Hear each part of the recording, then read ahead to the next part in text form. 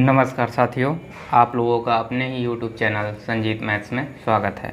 तो हम लोग पढ़ रहे थे BSc second year real analysis, जो कि हमारा पेपर सेकेंड है और आज हम लोगों का लेक्चर नंबर 3 है। हम आप लोगों से माफ़ी चाहेंगे कि कल के जो 2 लेक्चर थे उसमें थोड़ी सनसनाहट थी, तो उसको थोड़ा आप लोग समझिएगा कि फ़ैन चल रहा था, इस वजह से उसमें थोड़ा सनसनाहट ठीक। लेकिन आप लोग लेक्चर धैर्यपूर्वक ले लीजिएगा उसको। वो बेसिक थे, जो लोग अगर वो सारी चीज़ें पढ़े हैं तो नहीं लेंगे तब भी कोई दिक्कत नहीं है, लेकिन बेसिक्स है तो थोड़ा जान लेंगे तो ठीक है।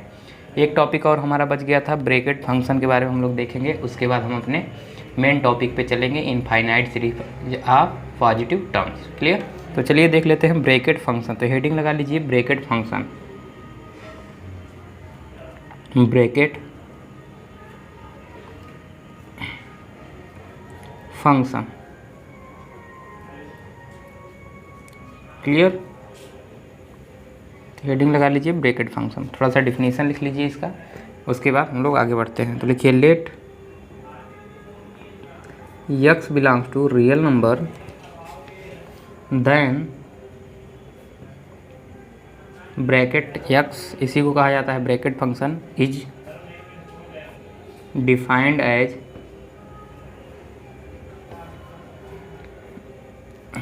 The largest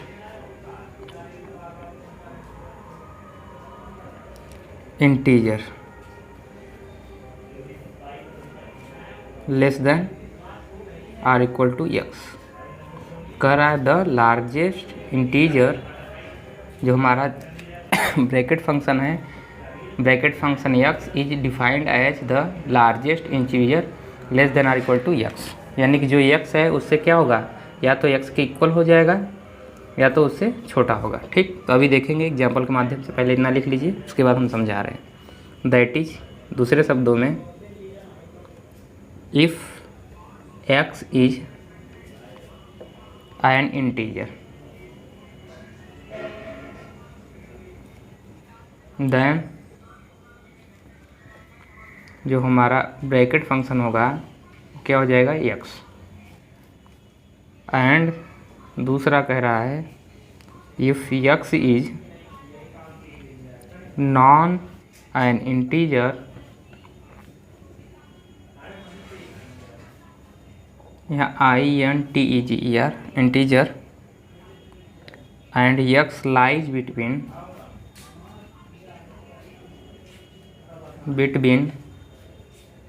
the integers. अभी लिखिए, फिर उसके बाद हम समझाएंगे डिफिनीशन को। टेंशन ना लीजिए जिनको नहीं समझ में आ रहा है। n एंड n+1, देन जो ब्रैकेट x होगा हो जाएगा n। कब? जब n is less than x and n+1। Definition को लिख लिए सभी लोग। अब चलिए समझिए। कह रहा है कि जो हमारा x है क्या है, एक रियल नंबर है। रियल नंबर मान लीजिए, यहाँ पर रियल नंबर शो कर रहे हैं, तो इधर प्लस इन्फिनिटी, इधर माइनस इन्फिनिटी होगा। ठीक, इधर कहीं 0 होगा, इसके आगे 1 होगा, 2 होगा, 3 होगा, इसके बीच में दशमलव वाले पॉइंट भी होंगे, क्योंकि रियल नंबर पे सारे पॉइंट्स आ जाते हैं। क्लियर? डॉट डॉट करके इधर। फिर इधर मान लीजिए -1 होगा, इसके बीच में पॉइंट्स वाले। फिर इधर मान लीजिए 2 होगा माइनस, इधर -3 होगा, डॉट डॉट करके इधर इन्फिनिटी। तो कह रहा है कि हमने एक x लिया जो कि कहाँ बिलोंग करेगा, रियल नंबर पे। यानी x क्या हो सकता है, 1 हो सकता है। x की वैल्यू क्या हो सकती है, 1 हो सकती है, 1/2 हो सकती है, 1/3 हो सकती है, -1 हो सकता है, -2, -1/2। यानी कि सभी जितने भी फ्रैक्शन वाले हैं, इंटीजर्स हैं, नेचुरल नंबर हैं, सारी चीज़ें हो सकती हैं। तो कह रहा है कि किस तरीके से हमारा डिफाइंड है, जो हमारा ब्रैकेट फंक्शन है x is defined as the largest integer. यानी कि सबसे बड़ा क्या होगा, इंटीजर होगा, जो कि किससे छोटा होगा, जो इसमें लिखा होगा x से छोटा हो गया है, इसके बराबर होगा। कह रहा है if x is an integer. कह रहा है कि यदि x क्या हो गया, इंटीजर। यानी कि इंटीजर कहने का मतलब जैसे 1 हो गया, 2 हो गया, -1 हो गया, -3 हो गया, -2 हो गया, सारे के सारे क्या हैं, इंटीजर्स। अगर यही पॉइंट में लिख दे 1.2 तो ये इंटीजर नहीं रह जाता है। ठीक, तो इंटीजर की डिफिनेशन आप लोग जानते हैं कि इंटीजर कौन से नंबर होते हैं। तो जब इंटीजर होगा तो जो ब्रैकेट में जो लिखा रहेगा वो वही आ जाएगा। जैसे कि अगर 2 ब्रैकेट में लिखा हो तो क्या आ जाएगा 2। क्लियर, समझ में आ रहा है। अगर 3 ब्रैकेट में लिखा है तो क्या आ जाएगा 3। क्लियर। और दूसरी बात कर रहा है if x is non N integer, यानी कि जो हमारा यक्स है यदि नॉन इंटीजर है, इंटीजर नहीं है तो क्या है वो दशमलव वाली संख्याएं हैं, जैसे कि 1.234। अगर यक्स इक्वल टू ऐसा है तो हम लोग ब्रैकेट में रखेंगे तो इसकी वैल्यू क्या होगी, तो वही यहाँ पर कहा गया है कि क्या होना चाहिए लार्जेस्ट इंटीजर। तो लार्जेस्ट इंटीजर कहने का मतलब मान लीजिए देखिए यहाँ पर 1 पॉइंट जो हमारा है तो कहाँ कहाँ किसके किसके बीच में लाई करके बताइए, 1 और 2 के बीच में लाई करेगा। 1.2 इधर यहाँ पर होगा 1.234। अब कह रहा है कि सबसे लार्जेस्ट इंटीजर क्या होना चाहिए, लार्जेस्ट इंटीजर होना चाहिए। क्लियर है सबको। अब देखिए इसके पहले क्या होगा, 0 भी होगा, इसके पहले क्या होगा, इसके पहले क्या होगा बताइए, -1। तो कह रहा है सबसे बड़ा इंटीजर चाहिए जो लार्जेस्ट इंटीजर हो, लेकिन क्या हो यक्स के बराबर हो सकता है जो इसमें लिखा गया है ब्रैकेट में, या उससे छोटा होगा। तो सबसे लार्जेस्ट बताइए कौन है, बहुत लोग कहेंगे 2, तो 2 तो है, लेकिन 2 क्या 1.234 से छोटा है या उसके बराबर है, यानी कि बड़ा है, तो यानी कि 2 तो नहीं हो सकता। लार्जेस्ट कहने का मतलब छोटों में सबसे बड़ा, यानी इधर देखिए -1 हो सकता था, 0 भी हो सकता था, 1 भी हो सकता था, यानी 3 इधर इस मतलब इसके नीचे, यानी 1 यहाँ है, इसके पहले 0 है, इसके पहले क्या होगा -1 होगा, इसके पहले -2 होगा, इसके पहले -3 होगा, डॉट डॉट करके होंगे सारे नंबर्स होंगे। और कह रहा है कि क्या होना चाहिए हमारा यक्स, यक्स जो हम ले हैं किसके बराबर हो। अब हमें वो हेरना है लार्जेस्ट इंटीजर ढूंढना है जो कि क्या हो 1.234 कि या तो इक्वल हो जाए, या तो इसके इक्वल हो, या तो इससे छोटा हो।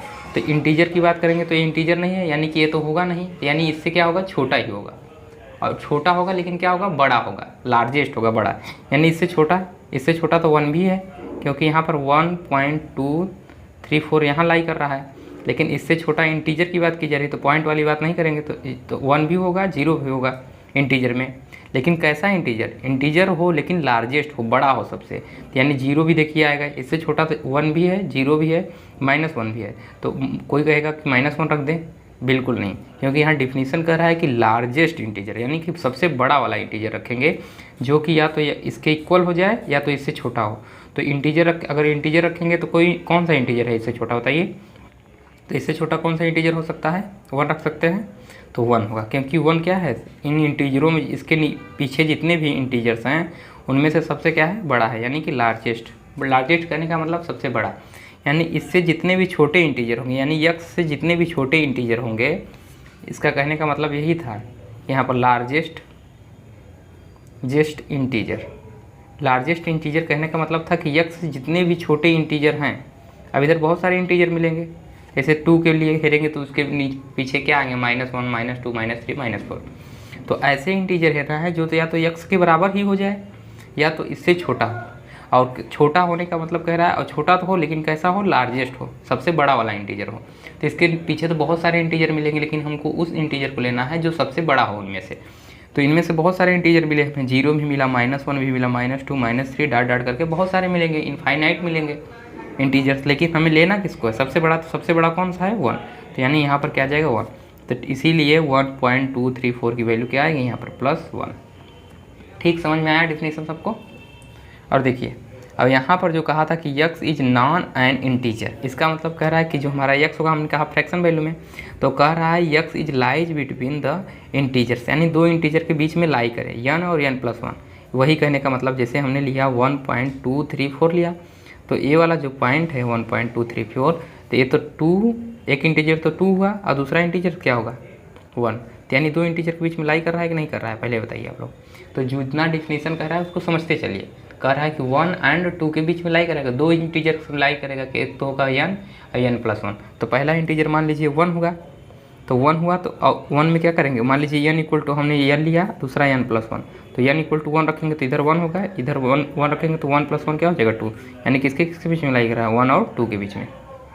बहुत लोग कहेंगे हम n इक्वल टू 2 लेंगे, तो 2 ले लीजिए, 2 लिए तो यहाँ 3 हो गया, तो ये 3 जब हो गया तो ये इधर आ गया, लेकिन हम कह रहा है कि यक्स 2 इंटीजर के बीच में लाई करेगा ही, तो यहाँ हमें 2 इंटीजर्स मिल गए ना 1 और 2, तो हमसे इससे नहीं मतलब है, तो 1 रखेंगे तो 1 और 2, तो 2 इंटीजर के बीच में लाई कर रहा है। ठीक।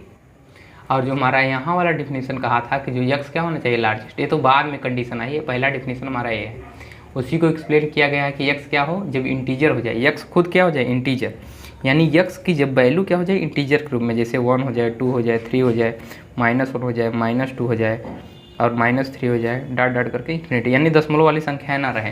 तो उस केस में क्या होगा, अगर -2 लेंगे तो क्या हो जाएगा, वो खुद हो जाएगा एक इंटीजर, तो -2। अब -2 देखिए दो इंटीजर के बीच में लाई कर रहा है, दिख रहा है सबको, एक तो -2 यहाँ होगा तो -3 यहाँ और -1 यहाँ।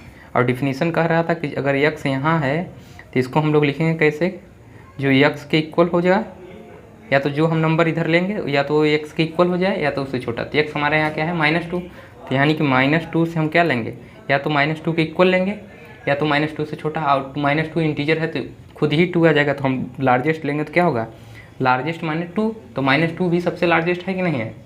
तो ये -1 यहाँ है तो -1 क्या होगा, देखिए -1 है यहाँ पे और -3, ये दो इंटीजर्स के बीच में लाई कर रहा है, -1 एंड -3 के बीच में। तो इसके लिए क्या हो जाएगा, तो -2 हम लोग रख सकते हैं ना। क्लियर है सबको, क्लियर है ना। लार्जेस्ट इंटीजर बहुत लोग कहेंगे -1 लेंगे, -1 क्यों, क्योंकि -2 से बड़ा है। तो -1 लेंगे तो ये सेटिस्फाई नहीं करेगा इस कंडीशन को, नो क्या होना चाहिए, छोटा होना चाहिए। लेकिन ये क्या है, -1 बड़ा है।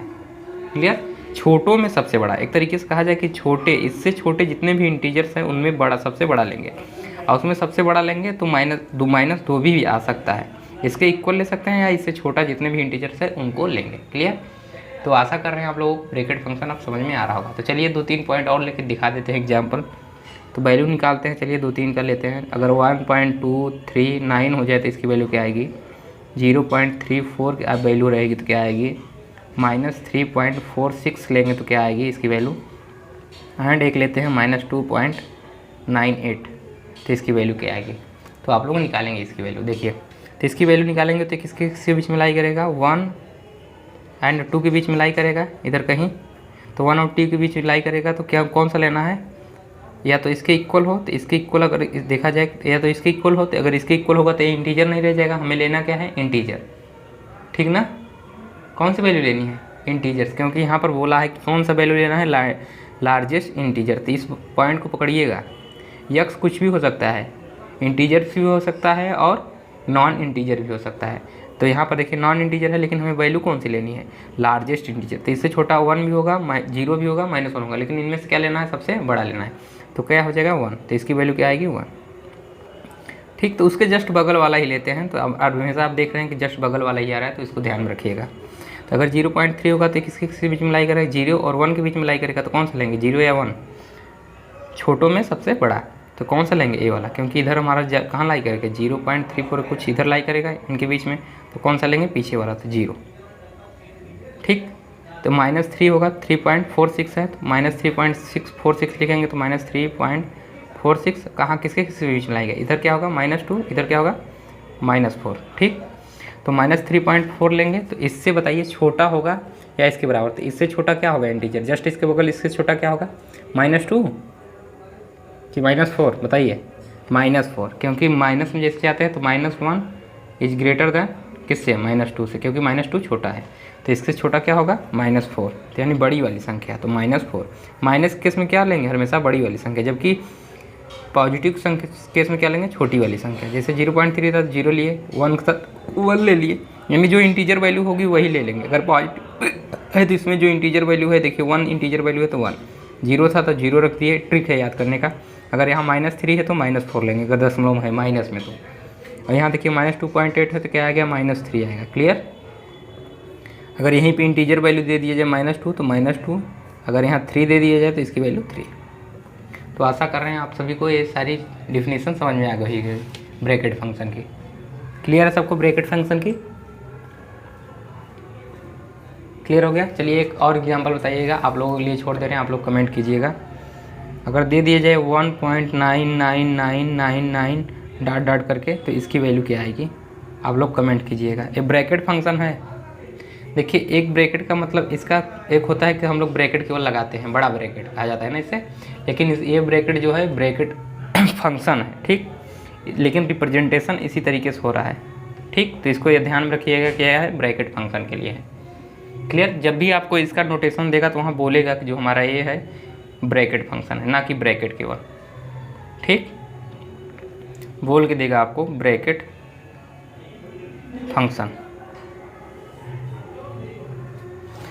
फंक्शन, ठीक। तो वहाँ पर बोल के आप लोगों को देगा कि क्या है, ब्रैकेट फंक्शन, ठीक। जैसे ही ब्रैकेट फंक्शन कहेगा तो आप लोग उसकी वैल्यू निकाल लेंगे। क्लियर हो गया सबको? इतनी बातें समझ में आ गई? अगर ना समझ में आई हो तो बता दीजिएगा, जिनको नहीं समझ में आया है। तो फिर उसके बाद हम लोग अपने टॉपिक पे चलेंगे और अपने टॉपिक को देखेंगे ध्यानपूर्वक। क्लियर हो गया सबको? इतनी बातें बढ़ा जाए? चलिए, तो इस टॉपिक में यही था, तो इसको हम लोग एंड करेंगे और अगले लेक्चर में हम लोग क्या देखेंगे, ब्रैकेट फंक्शन समझाना था, जो कि हमने इस वीडियो में समझा दिया है और ये लगभग 15 मिनट का हो गया है। इसके बाद हम लोग मेन टॉपिक को अपने चलेंगे, जो कि सेकेंड ईयर का सिलेबस यहाँ से स्टार्ट होगा। अब क्या पढ़ेंगे, infinite series of a positive terms, ठीक। तो चलेंगे, अब हम लोग स्टार्ट करेंगे वहीं से। तो आज का वीडियो यहीं समाप्त होता है, ठीक। जो लोग टेलीग्राम से नहीं जुड़े हुए हैं वो टेलीग्राम से जुड़ सकते हैं। आप लोग व्हाट्सएप पे मैसेज कर दीजिएगा, आप लोगों को हम जोड़ देंगे 8808023920 पे। एक कॉन्टैक्ट नंबर है, तो इस पर आप लोग मैसेज कर देंगे तो हम आपको ग्रुप में ऐड कर देंगे। क्लियर? जहाँ पर आप लोगों को नोट्स एंड पीडीएफ प्रोवाइड कर दिया जाएगा बीएससी सेकेंड ईयर का। चलिए, इसका आंसर आप लोग कमेंट कीजिएगा। अगर आप लोग कमेंट कर पाते हैं तो हम समझेंगे कि आप लोगों को ब्रैकेट से फंक्शन समझ में आ गया है। तो वीडियो देखने के लिए आप सभी का बहुत बहुत धन्यवाद।